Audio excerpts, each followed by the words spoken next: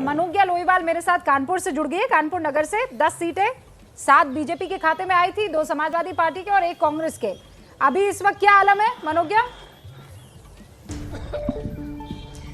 रुबिका, सबसे पहले तो ये कहूंगी कि ये चुनाव नहीं आसान, बस इतना समझ लीजिए एक वोट का दरिया है और जीत के आना है। और हर राजनीतिक दल इस जीत को हासिल करने की कोशिश कर रही है।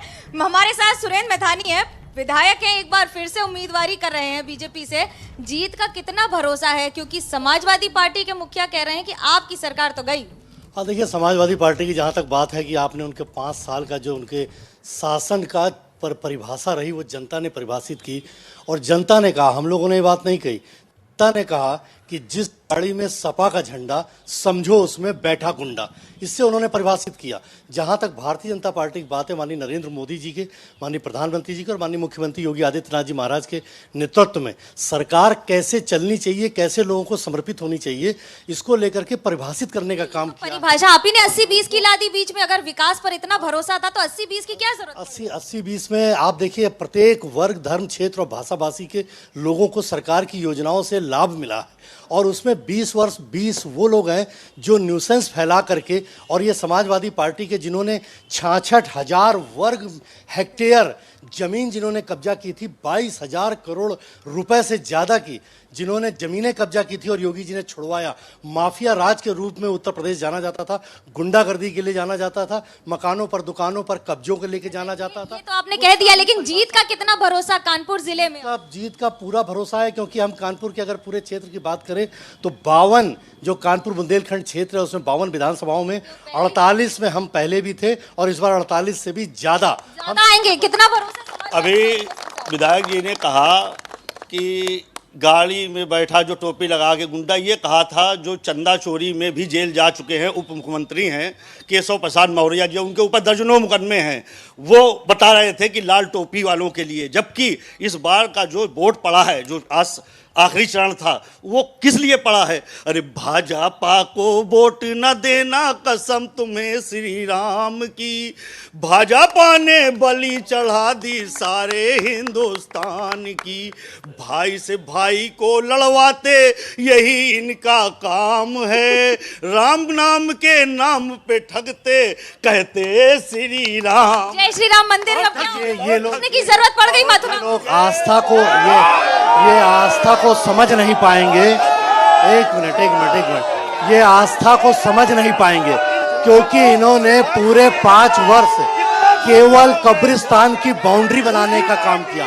राम भक्तों पर समाजवादी पार्टी से कह रहे हैं कि झूठी पार्टी, बस की बात नहीं है कि ये समझ सके कि किस प्रकार से आस्था भगवान राम, जो लोग एक जेब में जनेऊ रखते हो और एक जेब में टोपी रखते हो, ये क्या जानेंगे? आरोप लगा रहे हैं भक्तों पर गोली चलाने का जिन्होंने काम किया हो, ये क्या जाने प्रभु श्री राम की। क्या कहेंगे?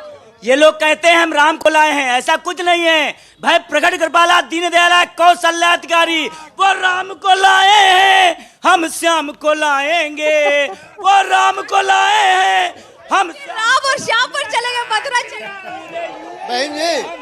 पूरे यूपी में हम मुरली बजवाएंगे, पूरे यूपी में हम मुरली। से पहले न कभी ये मुरली बनवा पाए और न कभी मंदिर जा पाए, केवल हमेशा मस्जिद में टोपी लगाकर जा पाए, इसके अलावा कहाँ जा पाए? मैडम, ये गुमराह, एक मिनट गुमराह करने से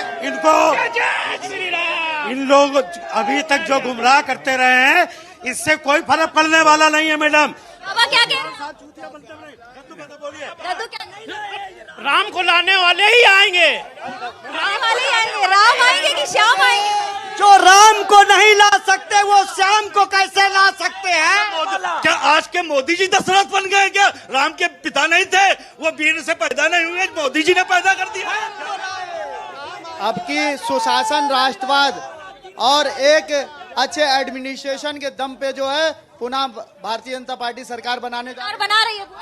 हमारे जैसे पूर्ण बहुमत से हम सरकार बना रहे हैं। अयोध्या लाए हैं, काशी लाए हैं, मथुरा वृंदावन भी लाना जाएगा। यादव की, अखिलेश यादव की राम लहर चल रही है, कृष्ण लहर चल रही है, अखिलेश यादव की लहर चल रही है। ये इनकी बौखलाहट है और इसके सिवा कुछ नहीं, क्योंकि इनको लोगों ने पूरी तरह नकार दिया है।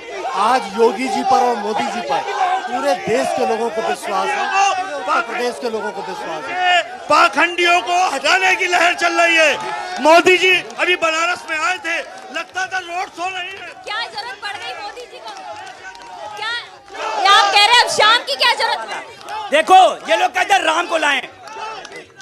भाई प्रकट कृपाला दीन दयाल कौशल्याधिकारी, ये तुमने कौशल्या हर्षित महतारी मुनि मनहारी अद्भुत रूप भाई प्रकट कृपाला दीन दयाल कौशल्याधिकारी, ये राम को नहीं लाए हैं।